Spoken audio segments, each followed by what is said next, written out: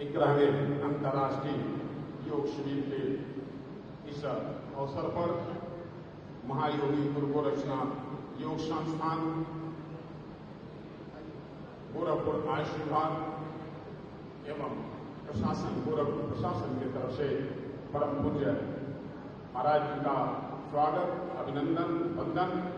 मंच पर मंचासीन हमारे उत्तर प्रदेश के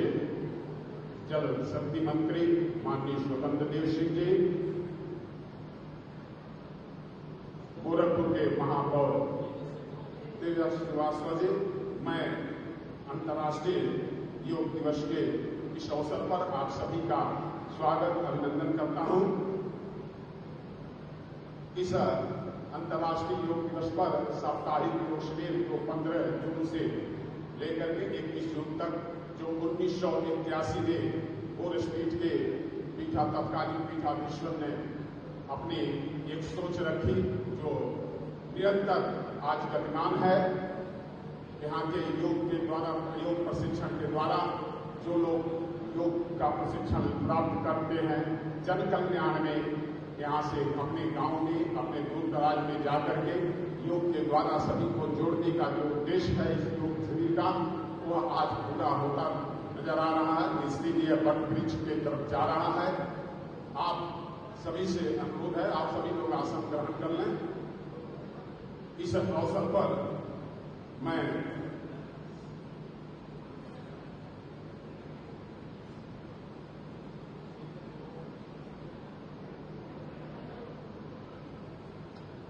आगे ज्यादा न कुछ कहते हुए मैं परम पूज्य उत्तर प्रदेश के माननीय यशस्वी मुख्यमंत्री जी से सादर अनुरोध करता हूं कि आप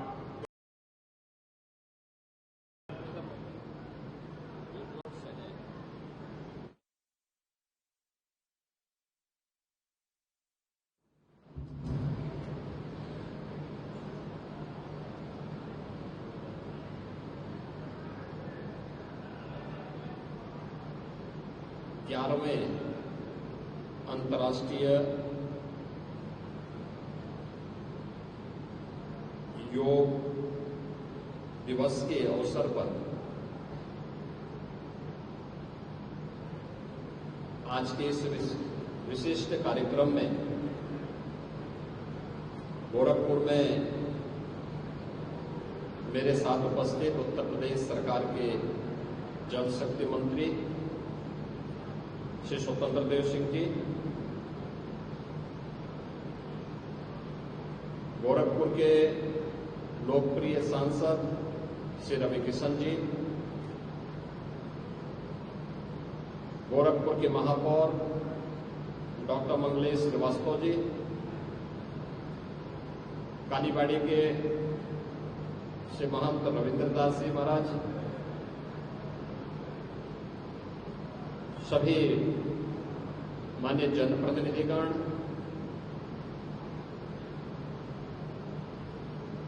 योग प्रशिक्षुगण और 11वें अंतर्राष्ट्रीय योग दिवस का साक्षी बन रहे सभी उपस्थित बहनों और भाइयों, प्रदेश के अलग अलग स्थानों पर आयोजित हो रहे इस कार्यक्रम में, जिसमें लखनऊ में प्रदेश की माननीय राज्यपाल महोदय, अलग अलग जनपदों में प्रदेश सरकार के मंत्रीगण,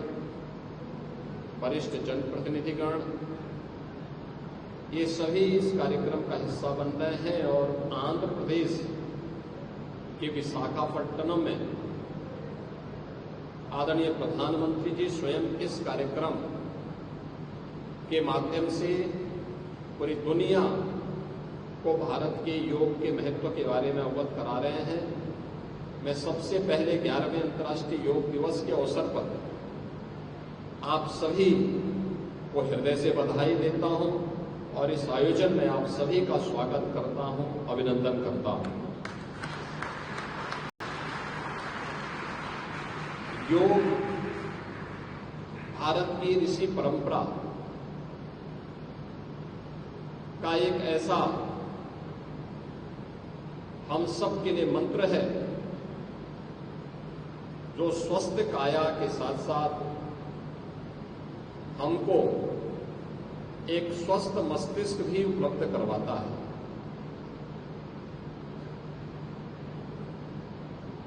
भारतीय मनीषा ने योग के बारे में प्राचीन काल से ही इसके महत्व के बारे में हम सभी को बहुत विस्तृत रूप से अवगत कराया था। और वैसे भी भारतीय मनीषा का यह मानना रहा है कि शरीर माध्यम खलु धर्म साधनम, यानी जितने भी धर्म के साधन हैं, धर्म, अर्थ, काम और मोक्ष, इन सब की प्राप्ति एक स्वस्थ शरीर से ही की जा सकती है। धर्म का कोई भी कार्य हो, वह आध्यात्मिक उन्नयन का हो या फिर अपने सर्वांगीण विकास से जुड़े हुए किसी कार्यक्रम को आगे बढ़ाने का, सांसारिक उत्कर्ष का कार्य हो या आध्यात्मिक उन्नयन का कार्य, इस स्वस्थ शरीर के बगैर नहीं हो सकता। इसी प्रकार से अर्थ का उपार्जन, अगर आप एक स्वस्थ शरीर के माध्यम से इस अर्थ के उपार्जन के साथ जुड़ते हैं तो वह आपके लोक कल्याण का माध्यम बनता है, आपको अनेक प्रकार से आगे बढ़ाने के लिए भी प्रेरित करता है, आपके लिए उपयोगी भी होता है। इसी प्रकार से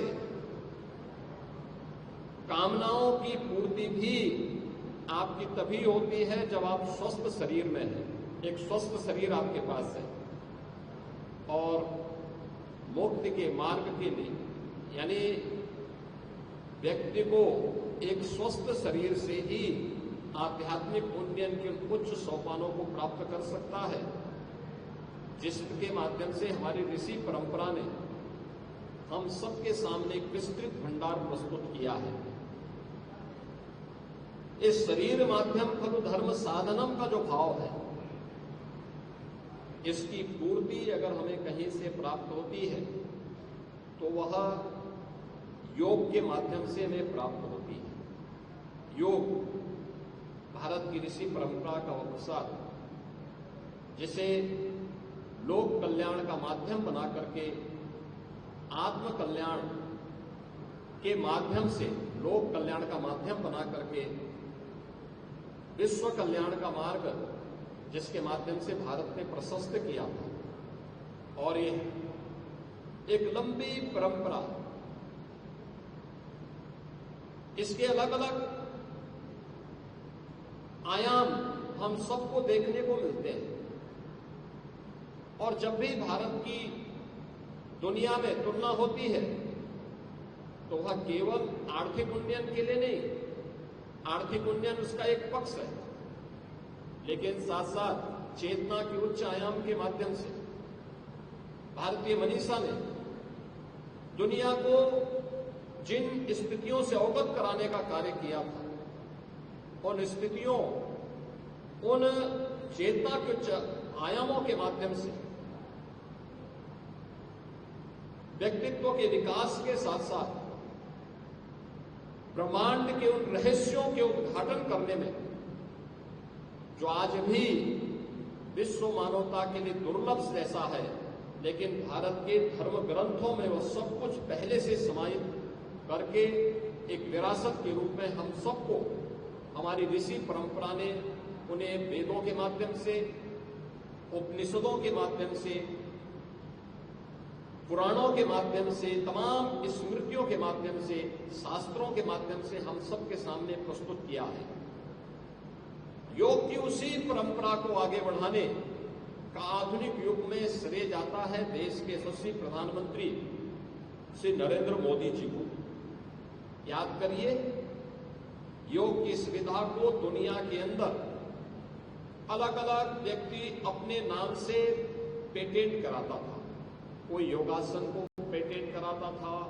कोई योग के किसी अन्य कार्यक्रम को पेटेंट करवाने का काम करता था। परिणाम क्या होता था कि व्यक्ति इन सब से हम लोगों की विरासत, भारतीय मनीषा की विरासत, भारतीय ऋषि परंपरा का जो ये ज्ञान है, इससे दुनिया लाभान्वित भी होती थी,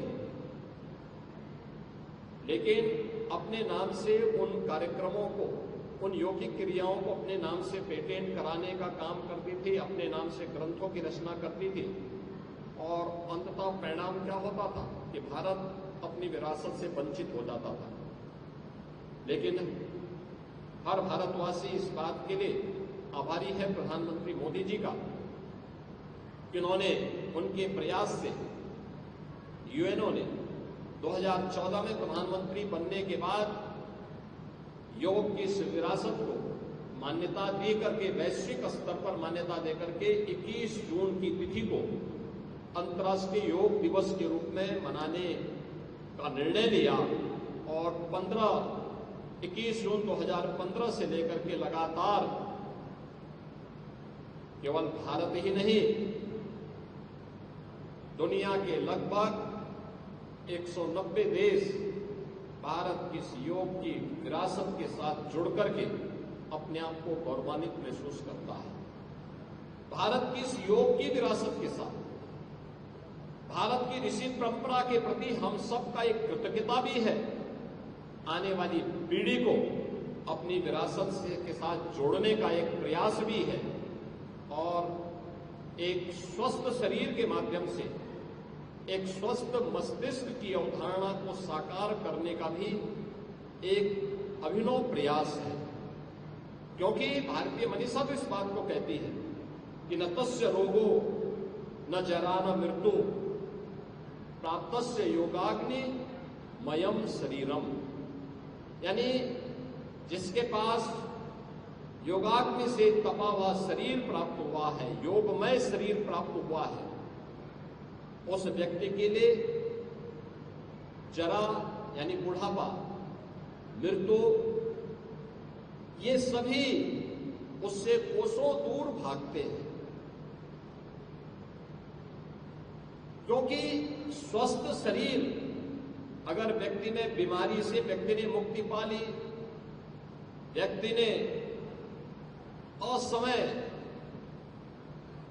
आने वाले बुढ़ापे को अपने आप से दूर कर लिया नियमित और संयमित दिनचर्या के माध्यम से, तो यह संभव है। और ये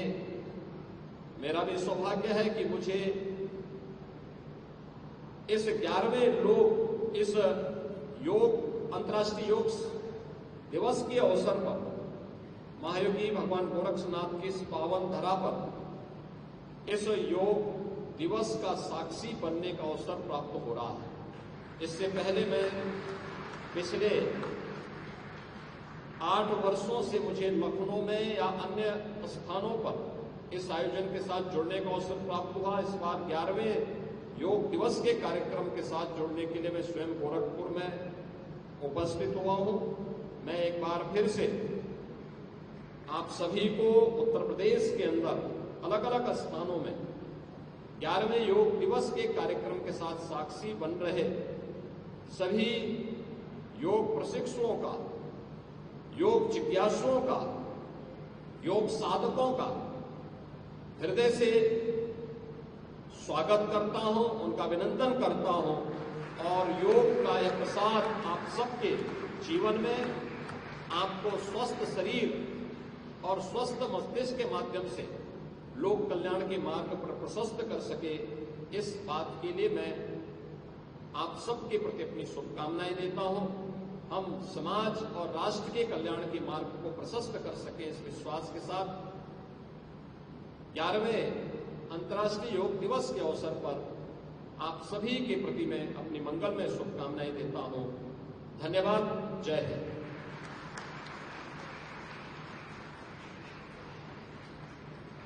अब इसके पश्चात